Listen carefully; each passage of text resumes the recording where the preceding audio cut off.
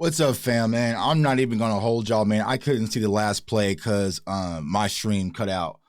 But, man, this is a problem, right? This is a huge problem. We saw clock management. We saw play calling. We saw turnovers completely impact this game versus the Jacksonville Jaguars. And I don't know, y'all. I don't know what to do or what to say. First and foremost, I felt like we got off to a great start, played well for the first half, and things kind of took a slide in the second half, man. And I do not know. I do not know. I don't know. I do not know why Kellen Moore is so fearful of committing to the run game. We got completely away from it. Tony Pollard was moving the ball. Zeke was running the ball well. Dak was in rhythm. We got too pass happy once again. Dak made a costly turnover as well, and then just guess when he's through one, I feel like it hit Noah Brown's hand. I didn't fully get to see, like I said, my stream cut out, man. But these little things, y'all, these little things add up. They add up, and they can cost you.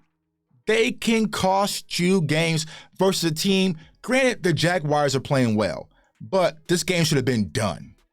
Defensive miscommunications. Kelvin Joseph is getting slaughtered out there.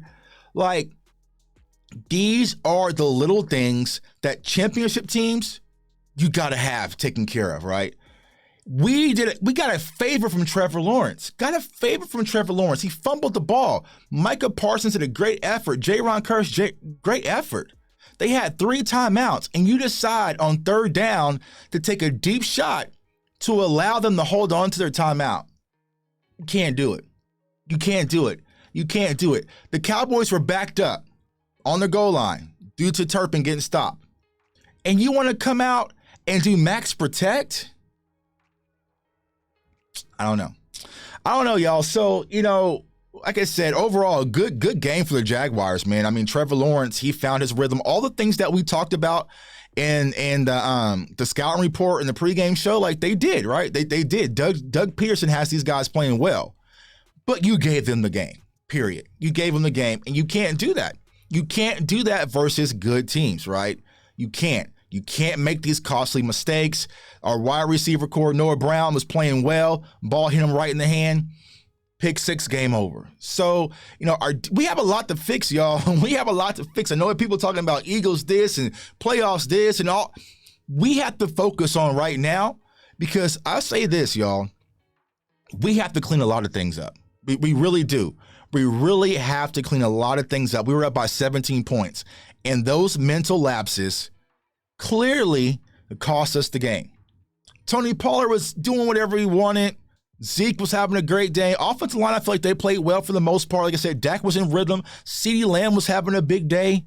But why would you, being up 17 points, get so pass happy? And I know a lot of people say, yo, Boss Cowboy, West Coast Cowboy, Jay Tuck, Scott, you guys are so hard on Kellen Moore. But it's the reason why, because we see what is about to happen. We could have easily just ran the ball and got up out of there, y'all. But Kellen Moore and this pass-happy offense, because it's going to be the death of the Dallas Cowboys. And we have enough, y'all, to compete for a championship.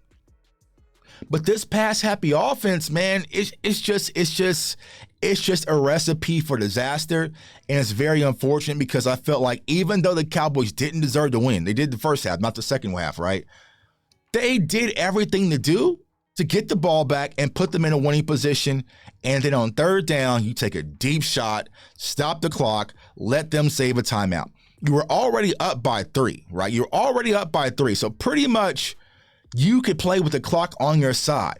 Why would you go out there and pass the ball in that situation? Even if it's a draw, even if it's a screen, even if it's something to keep the clock moving, they have 1 timeout. If Trevor Lawrence drives up the field with 0 timeouts and gets a touchdown or a field goal, then you have to tip your cap. But you do not do them that favor. You don't do them that favor, y'all. But here it is. So, I feel like, the Cowboys came out and played well. A lot of things that I did like, but there's a lot of things that has me concerned and that we have to clean it up. This cornerback position, y'all, I'm scared. I'm scared. I tried the Kelvin Joseph thing. It's just not going to work. So who do we go with? Nashawn Wright? I don't know. Deron Bland played well. Diggs is Diggs, right? But it's like if the Cowboys aren't able to get pressure and you're able to keep them on the heels, this defense is completely different. It's completely different, right? And a lot of people, especially what's going to happen on Christmas Eve, they know who to pick on. It's not Diggs, it's not Deron Bland. It's whoever that extra corner is, whether that's Nashawn Wright. I don't know. I don't know anymore. I don't have a solution for us, Cowboys Nation. But we definitely have to clean up things. Kellen Moore, Dak Prescott, you can put that on Dak, right? Because the first interception, that was on him. Even though we shouldn't have been passing in the first place, he overthrew it. He got way too aggressive. So we don't babysit on this channel. He should have never thrown that play. It was a bad throw. He sold it. The second one, it is what it is. It hit Noah Brown in the hands once again. If it hits the wide receiver in the hands, he's supposed to come down with the catch.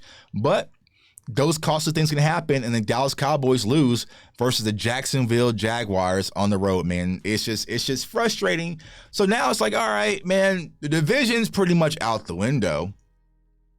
But we still have to clean a lot of things up to get prepared, man, because if you go out there playing sloppy and having these lapses versus a good playoff team, whether it's San Francisco, whether it's Philadelphia, hell, even the Vikings, you'll get clipped and sit home. So the Cowboys definitely have to clean up a lot, y'all. But if you're a Cowboys fan, you should be frustrated. Now, I felt like this game was going to be a close game, but they went out there and did everything that they needed to do. But they fell asleep at the wheel. And we saw it yesterday, right? With the Colts versus the Vikings. You can't fall asleep at the wheel with these NFL teams. These teams are playing. The Jacksonville Jaguars season is on the line. This is their playoffs. They're playing. So you couldn't take your foot off the pedal, man. And why is it not cool to have a running game and just let Zeke and Pollard do what they do best? Why do we have to overcomplicate things, y'all? I don't get it.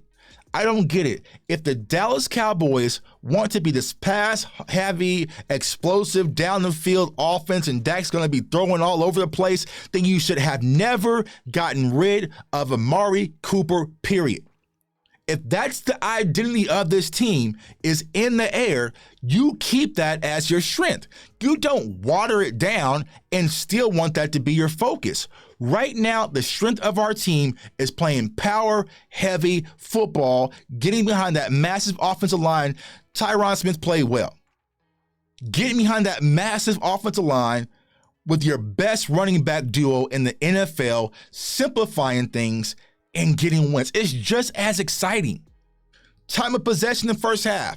Handle it perfectly fine. But we play to punish. We have lapses, clock management, defense, lack of communication. Everything we spoke about in the scouting report came to fruition.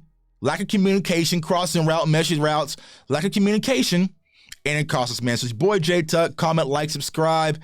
Follow me on all social media platforms, man. But it's a tough loss. There is no excuse for the Dallas Cowboys to lose that game. The Jacksonville Jaguars came out, and today we can say they was the better team. Peace.